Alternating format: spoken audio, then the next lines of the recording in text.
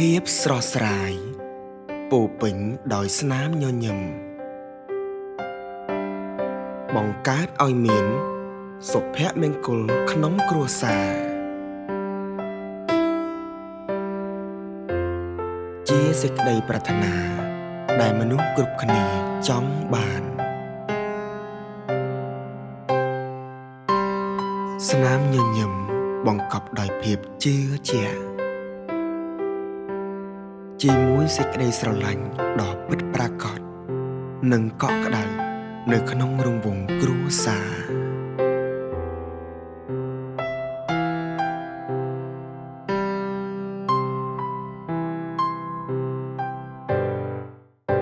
លំនៅឋានដ៏ល្អប្រណិតផ្ដល់នូវភាពងាយស្រួលក្នុងការរស់នៅ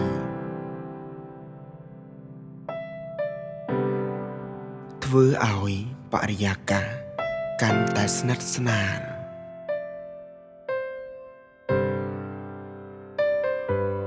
ពេលវេលាដ៏ផ្អែមល្ហែមពោពេញដោយសេចក្តីសុខ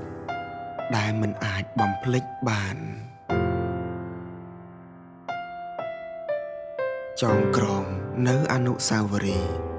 ដ៏ល្អក្នុងជីវិតទាំងនេះគឺជាភាពជឿជាក់និងយកចិត្តទុកដាក់ដោយបូរីលីសុវណ្ណបូរីលីសុវណ្ណយើងខ្ញុំសូមស្វាគមន៍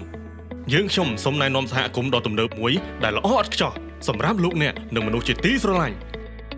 ដែលមានទីតាំងពោពេញដោយសក្តានុពលនិងកំពុងអភិវឌ្ឍខ្លាំងស្ថិតនៅលើផ្ទៃដីទំហំ10ហិកតាតាមបណ្ដោយផ្លូវមហាវិថីឈ្នះរួមមានបូរីធំផ្សារដំគោថ្មីផ្សារទំនើបអ៊ីអន2និងស្ថាប័នរដ្ឋដូចជាក្រសួងរៀបចំដែនដីនគររូបនីយកម្មនិងសំណង់ក្រសួងអភិវឌ្ឍជនបទមន្ទីរពេទ្យកាឡាម៉ែតដែលហ៊ុំព័ទ្ធទៅដោយតំបន់រមណីយដ្ឋានជាច្រើនដូចជា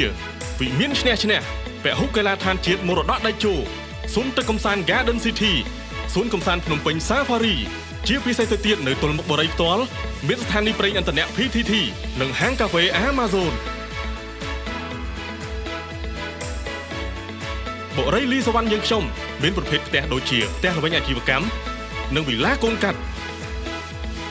បូរីលីសុវណ្ណផ្ដល់ជូនលោកអ្នកនូវគុណភាពផាសុកភាពវឌ្ឍនភាពនិរន្តរភាពនិងស៊ីវិល័យ